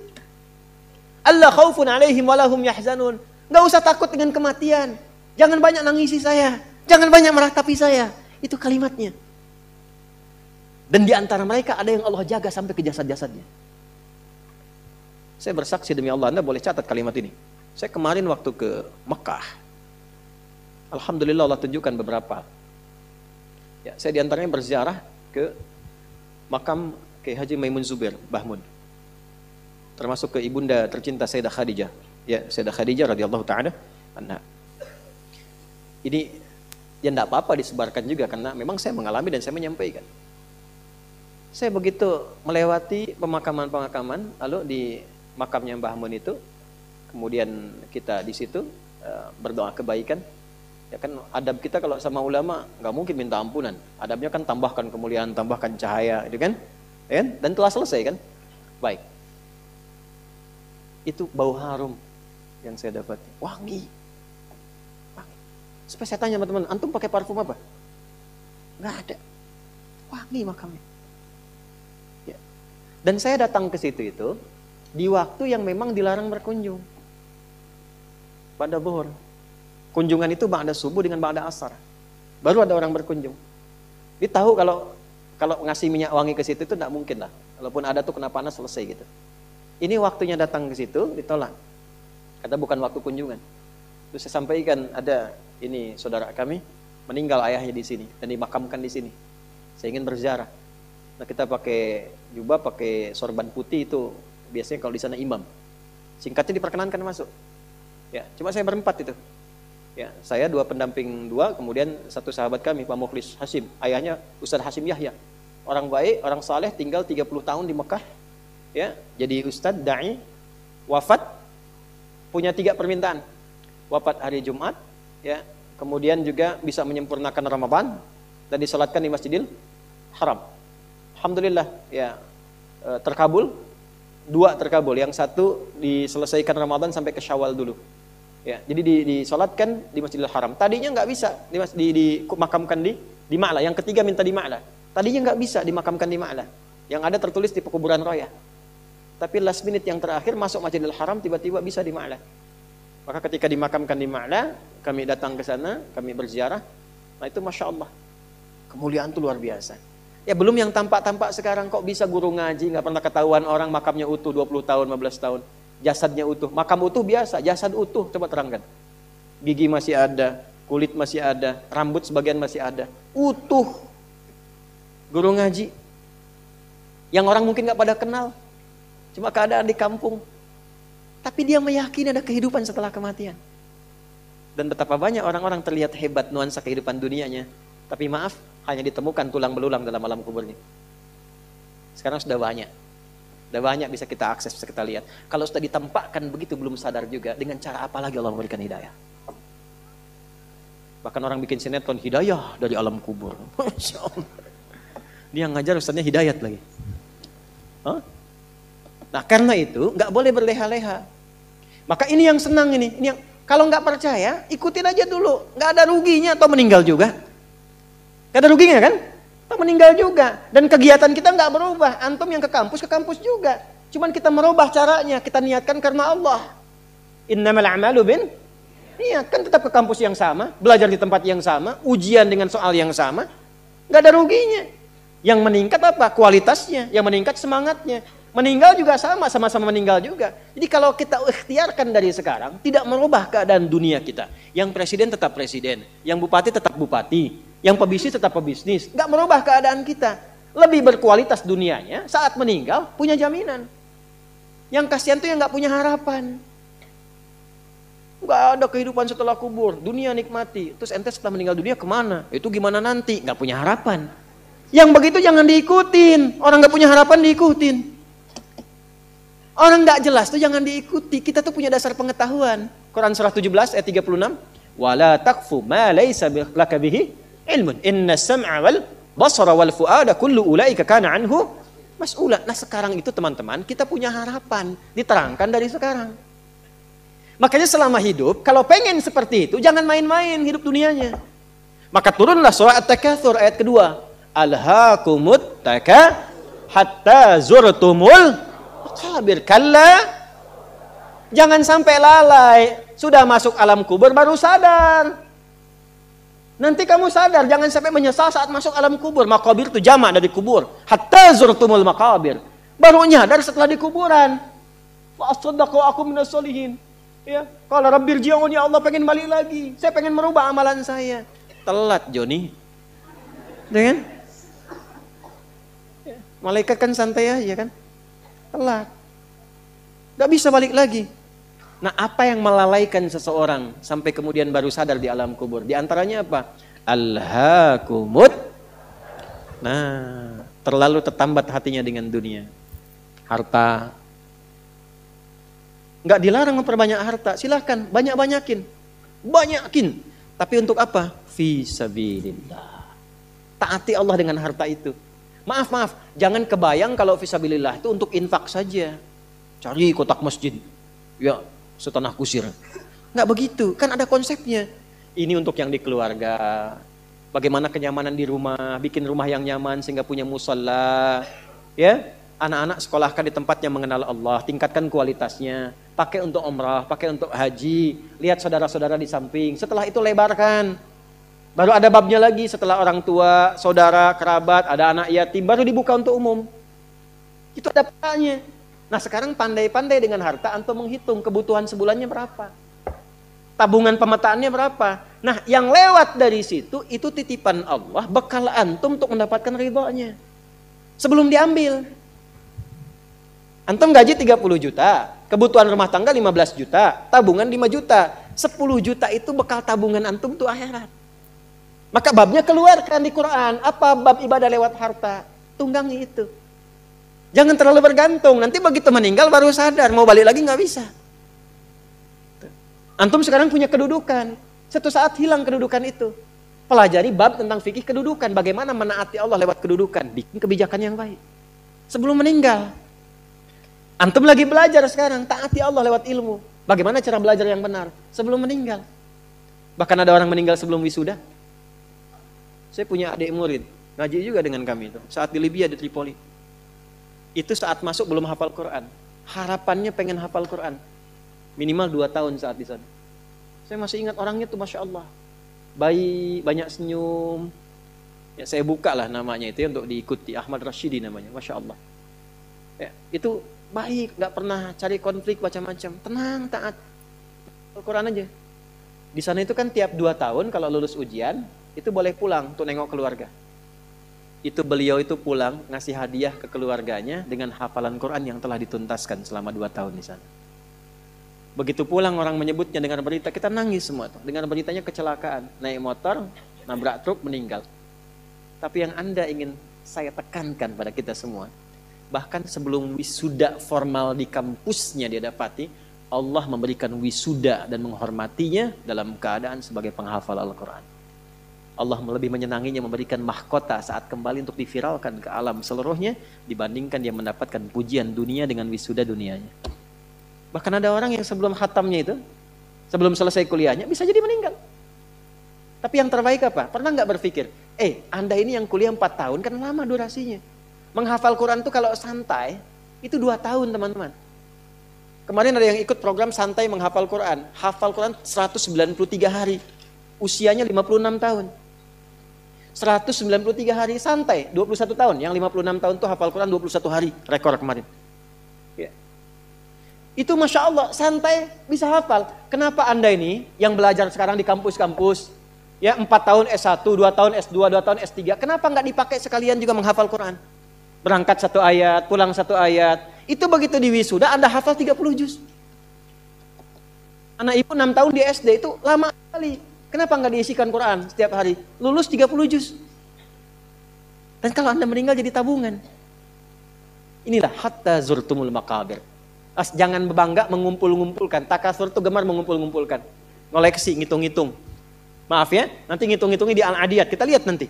Yang pertama, ada motivasi hidupnya mengumpulkan kekayaan dunia saja. Alhaakumut takasur. Ngumpulkan nilai, ngumpulkan gelar, ngumpulkan ijazah. Orang ustadz ngajar ngumpulkan jamaah. Cuman pengen jamaahnya banyak. Cuman pengen terkumpul popularitas. Sekarang mengumpulkan subscriber. Ustadz pun gak bebas itu. Gak bebas. Hati-hati, gak bebas dengan ini. Hati-hati. Ada yang kerja ngumpulkan harta aja. Ya. Ada yang ngumpulkan, hitung sebanyak-banyaknya. Sampai lupa. Tidak menjadikan semua itu sebagai bekal pulang. Selanjutnya. Al-Adiyat ayat 9. Afala ya'lamu idza bu'athira ma fil qubur wa hussila ma fis.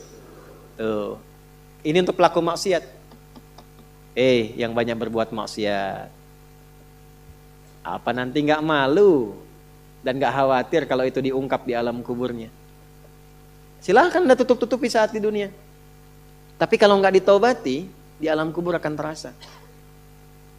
Saya ulangi, di alam kubur akan terasa. Silahkan tutupi. Jadi ada 2 tipe pelaku maksiat ini. Yang pertama, pelaku maksiat yang menutupi kemaksiatannya, tapi tidak tobat. Ya, awas, ini tipe pertama. Yang saya maksudkan pelaku yang tidak tobat ya, bukan yang tobat. Jadi pelaku maksiat, dia sadar dia maksiat. Dia bisa tutupi dari manusia, tapi dia pilih nggak tobat. Nah ini nanti akan diungkap di alam kubur dan diberikan satu muqaddimah azab nerakanya. Yang kedua, pelaku maksiat yang sadar dengan maksiatnya dan secara terbuka dia bermaksiat. Karena merasa kuat dengan menunaikan atau mengerjakan perbuatan maksiat itu. Ya. Biasanya nanti ada kita akan lihat nih. Ya, nanti di Quran banyak tipenya. Ada yang punya kedudukan, ada yang punya harta, karena merasa banyak harta dia bisa bayar, sehingga nyaman dengan maksiat. Ya, terancam, bayar, selesai. Ada yang mau menyakiti, bayar, selesai. Ada yang mau protes, bayar, selesai. Dia merasa bisa bayar, itu ada. Dan tokoh tertingginya Qarun kan? Ya, tokoh tertinggi siapa? Qarun. Nanti ada ayat di Quran banyak sekali, banyak. Termasuk nanti fase Madinah. Ya, di Ali Imran tuh banyak sekali. Yang kedua yang punya kedudukan.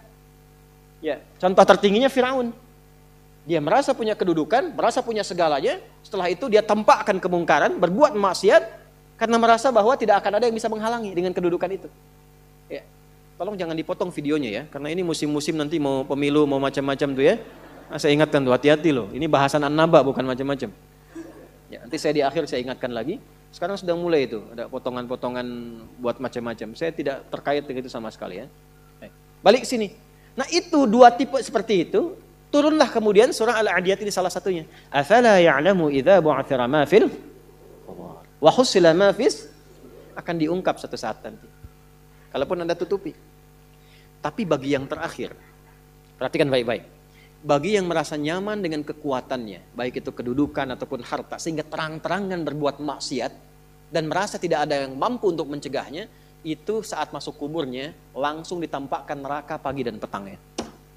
Di surah Ghafir, surah ke-40, ayat 46. An-naru yu'raduna 'alaiha ghuduwan wa 'ashiyya. Hati-hati. Ya, hati-hati. Wa yauma taqumus sa'atu adkhilu ala fir'auna asyaddal adzab. Ya, dicontohkan langsung Firaun dan koleganya. Kolega Firaun itu ada beberapa jenis. Satu, pemodalnya, pengusaha yang zalim. Ya. Itu namanya Qarun. Jadi biasanya kalau ada penguasa zalim di backing oleh pengusaha gelap misalnya, itu sudah komplit tuh keburukannya. Ya. Nah ini dikisahkannya dengan Qarun yang pengusaha gelapnya. Kemudian ada pemikir yang menyimpangnya. Ya, pemikir yang menyimpang. Jadi ada intelektual yang hanya menguatkan kebijakan-kebijakan buruk saja supaya ini jalan. Orientasinya dunia. Ya. Siapa? Haman, sekaligus jenderalnya juga, Haman. Kisah Ba'lam berbeda nanti.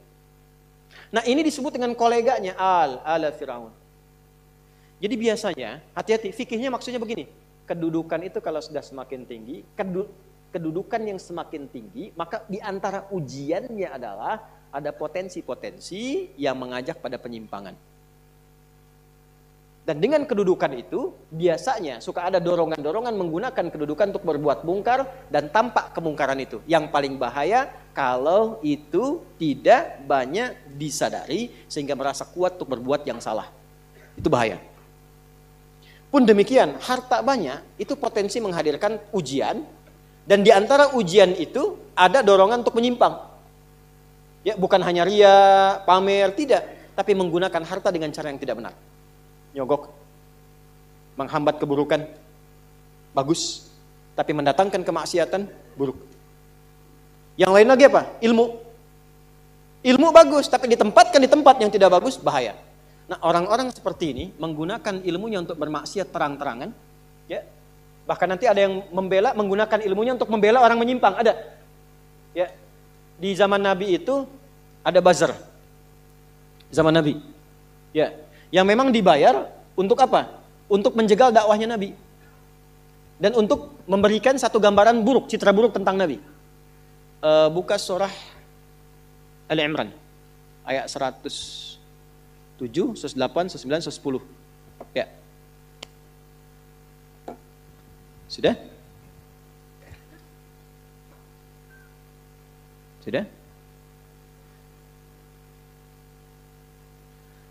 Ada yastakhfuna minan nasi wa la yastakhfuna minallahi wa huwa ma'hum idh yubayyituna ma la yarda minal qaul. Jadi kerjaannya apa? Kerjaannya kumpul-kumpul. Mereka menganggap bahwa itu aman dari Allah. Ya, untuk merendahkan Nabi. Mereka merasa punya pelindung. Ya. Awas, mereka punya rasa punya pelindung. Ayat sebelumnya kan wala tujadil 'anil ladzina yahtanuna anfusahum. Itu kecaman kepada orang-orang pintar yang membela orang-orang yang suka menyoal. Jadi ada bazar yang kalau malam-malam suka kumpul, suka merumuskan bagaimana cara merendahkan Nabi, bagaimana cara merusak citra Nabi. Nah, setelah mereka tampil, itu dibela, di backing orang-orang pintar yang bahkan menguatkan tindakan mereka. Dan saking sayangnya di antara mereka ada yang mengaku muslim. Itulah yang masuk pada golongan Abdullah bin Ubay bin Salul yang munafik itu. Nah, kalau nggak disebutkan kapan kejadiannya, siapa orangnya, itu tandanya akan muncul lagi di kemudian hari keadaan-keadaan serupa dengan tokoh yang berbeda. Itu mesti hati-hati. Ya. Nah, itu orang-orang pintar yang mengaku muslim, ya, bahkan yang non muslimnya itu diminta berpikir, ha antum haula'i, ya, tuhibbunakum wa la yuhibbunakum. Ha antum haula'i jadaltum anhum fil hayatid dunya. Engkau ini kenapa sih membela mereka dengan ilmumu? Maka apakah engkau bisa menggunakan ilmumu untuk mendebat Allah di hari kiamat nanti? Pertanggungjawabannya bagaimana? Yang pintar ditanya oleh Allah, yang kepintarannya dipakai untuk maksiat, itu akan dihisab oleh Allah. Ya kalau bahasa bebasnya begini, coba pakai lagi kepintaranmu itu untuk membela mereka di hadapanku. Hati-hati. Nah, apa yang terjadi pada orang seperti ini? Kalau dia tidak bertobat, makanya kalau ada kita doakan. Bukan sibuk mencela. Bukan sibuk mencela, bukan menutup peluang mereka untuk bertobat. Selama masih hidup, masih punya hak untuk saleh. Makanya jangan libatkan diri kita pada perdebatan yang tidak bermutu. Jangan rendahkan orang, walaupun dia pelaku maksiat.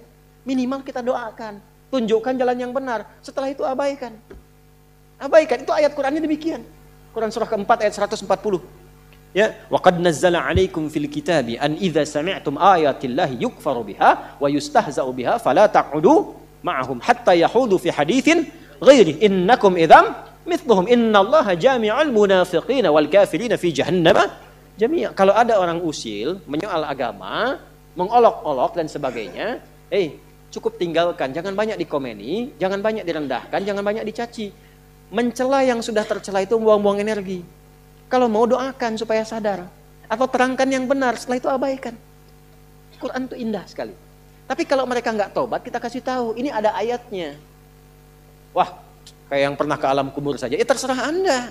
Tapi kalau nanti di alam kubur, minimal Anda tahu dulu sekarang. Ya kan? Minimal tahu dulu.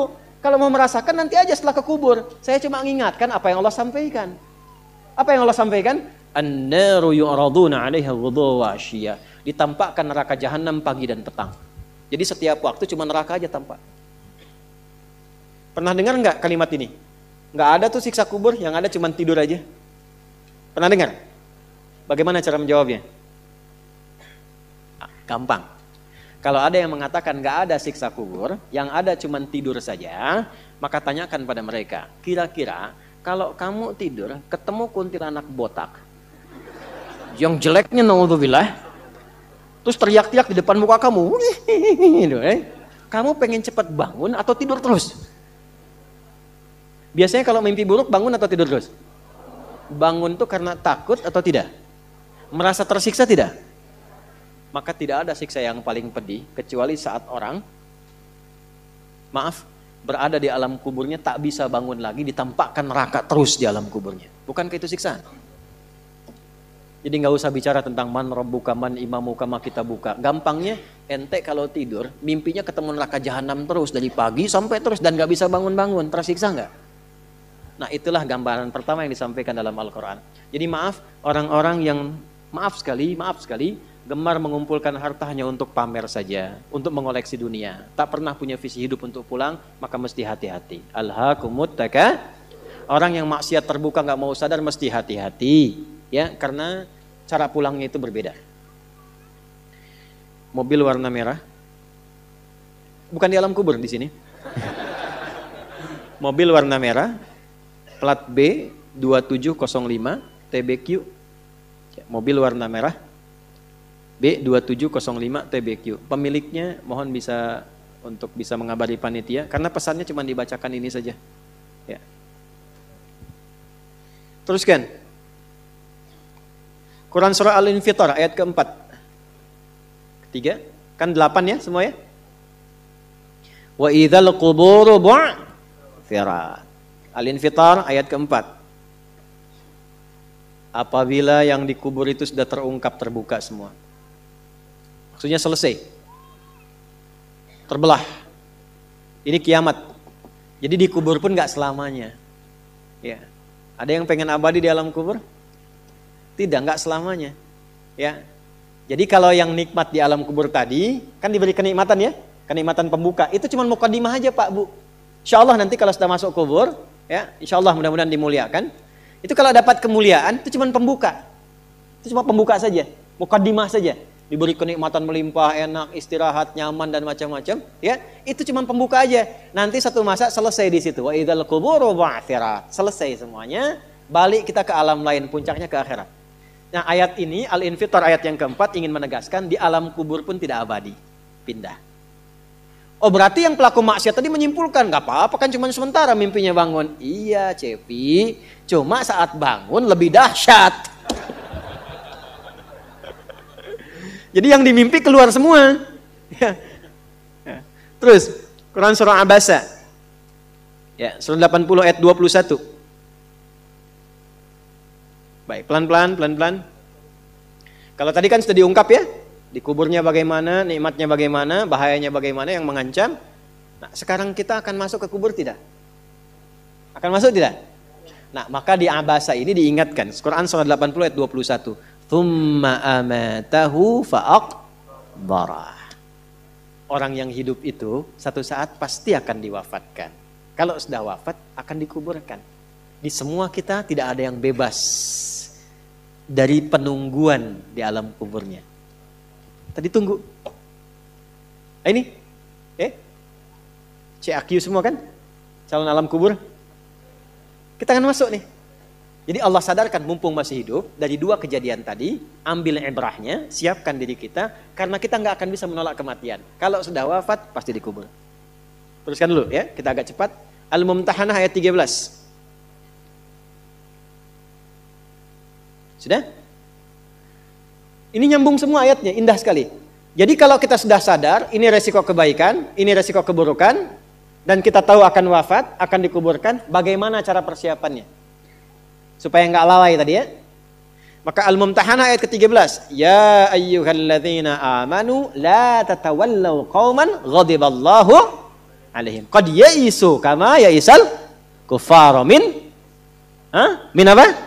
Ashabil kubur. Maka jangan banyak bergaul dengan orang-orang yang menjauhkan kita dari ridha Allah Subhanahu wa taala. Cari teman yang baik sekarang. Pertama, maaf, bikin kebaikan di rumah tangga dulu. Itu kan teman hidup. Ya. Awas, hati-hati. Kalau melihat istri kurang baik atau sebaliknya, jangan dihakimi, jangan difonisi. Justru Allah kirimkan antum itu untuk menebarkan kebaikan dan menyempurnakan kesemaan bersama. Jelas? Jadi sekarang yang dilakukan teman hidup dulu. Rubah jadi baik dulu. Anak-anak jadi baik dulu. Setelah itu cari tempat tinggal yang baik. Bergaul dengan orang baik. Antum yang kuliah cari teman yang baik. Antum yang kerja cari teman yang baik. Maaf. Kalau ada tawaran, kedudukan hartanya berlipat, tapi menjauhkan Anda dari Allah, ingat ini. Tsumma amatahu fa'aqbarah. Ingat saat ditawari itu Anda meninggal. Dikubur. Dan ingat ancamannya. Ingat pasalnya tuh.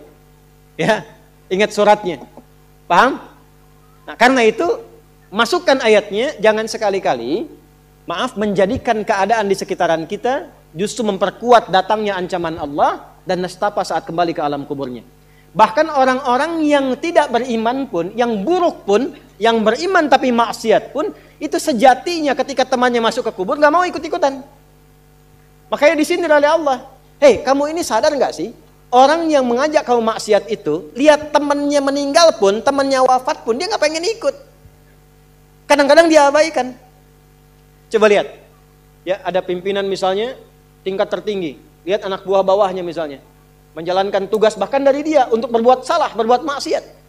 Ya, apakah mengedarkan narkoba atau misalnya membackingi kegiatan yang tidak baik. Lalu tiba-tiba dia wafat, apakah peduli atasannya? Tidak. Yang ada yang terjadi jangan bawa-bawa atasan, padahal dia yang nyuruh. Terus Anda mau jadikan teman yang seperti itu? Dia pada kawannya saja nggak bertanggung jawab. Dengan imannya saja dia nggak peduli. Kalau dia dengan Allah saja nggak peduli, kenapa Anda dia jadikan teman? Dan kenapa Anda menjadikannya dia teman? Kalau bahasa anak sekarang tuh begini, Allah aja dia gituin, apalagi kamu. Ya kan? Ya, Nabi aja dia cuekin, apalagi kamu kan? Ini peringatan Quran, ini bukan dari saya, ini peringatan Quran. Jangan sekali-kali Anda dimanapun Anda berdinaskah, tugas formal, Anda berdagangkah, jangan berteman dengan orang menyimpang.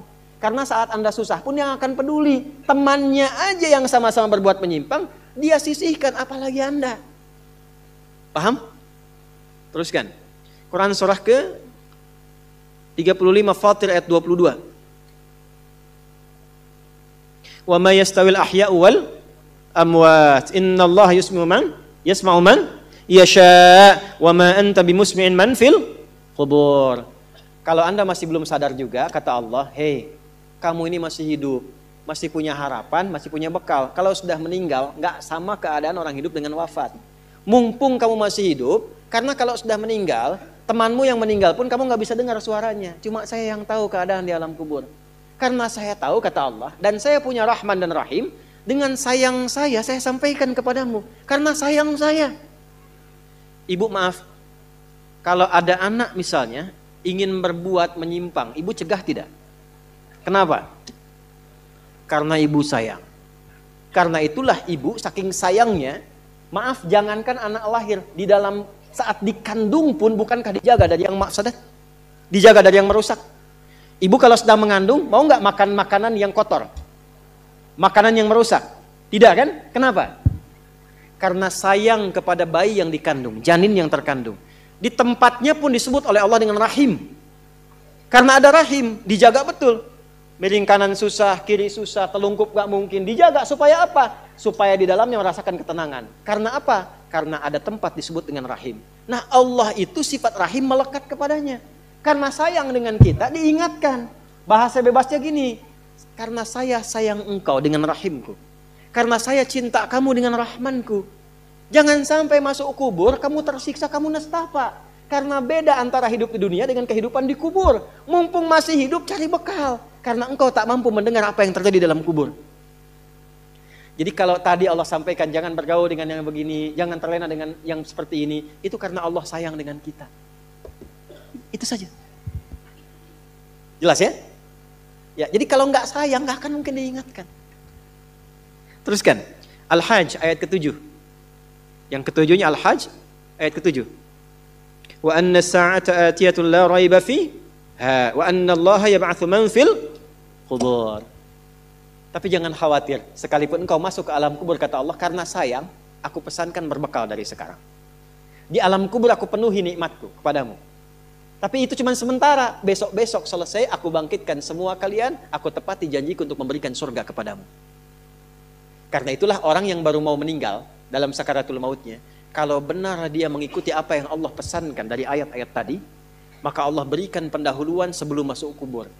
Ditampakkan bahkan surganya di hadapannya, dimasukkan dalam golongan hambanya, ditenangkan saat wafatnya. Ya ayyatuhan nafsul mutmainnah, irji'i ila rabbika radiyatan fadkhuli fi wadkhuli. Nah, jannahnya ditampakkan. Terakhir, At-Taubah ayat 84. Quran surah At-Taubah ayat 84. Kalau ada orang yang tidak peduli dengan peringatan ini. Ini 7 ayat nih, itu pesannya. Ini bukan ilmu ta'ati ya, untuk mengingatkan saja. Kadang kita sulit sih, tapi kalau antum ngambil jurusan yang sama, itu insya Allah mendapatkan kenikmatannya. Contoh begini misalnya. Kenapa ada ayat di Quran itu jumlah bilangannya sama? Serupa dengan lawannya. Malaikat disebutkan 88 kali. Setan disebutkan 88 kali. Nah, lawan tugas malaikat itu setan. Malaikat membisikkan kebaikan, setan memprovokasi keburukan. Jumlahnya sama.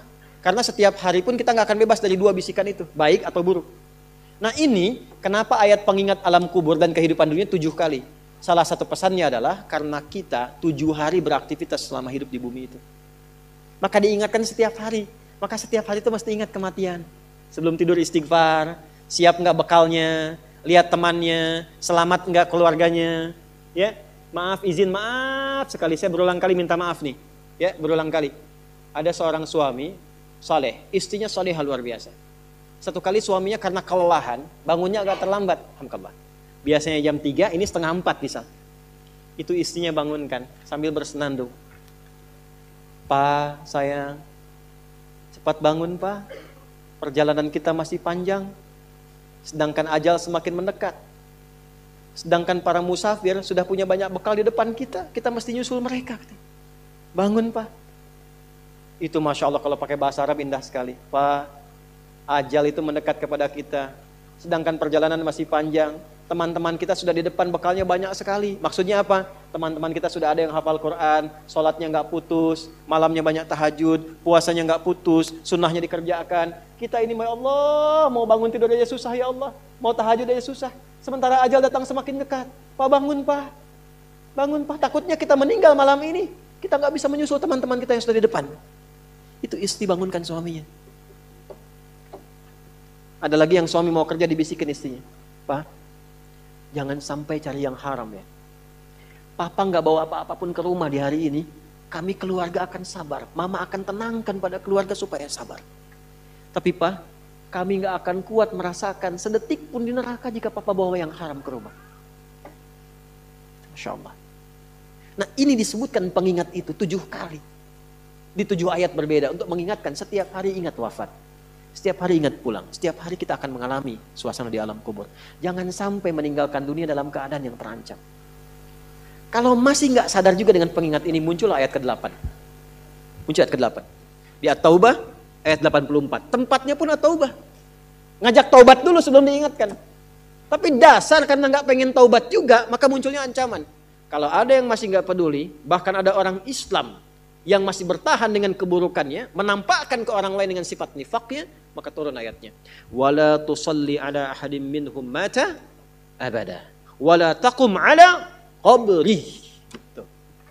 Allahu akbar.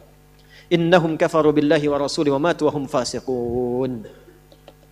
Kalau ada yang masih begitu, dan Anda lihat diingatkan susah, masih menampakkan kemaksiatan, Allah langsung memberikan ancamannya. Kalau dia bertahan demikian sampai dengan wafat, gak usah disolatkan.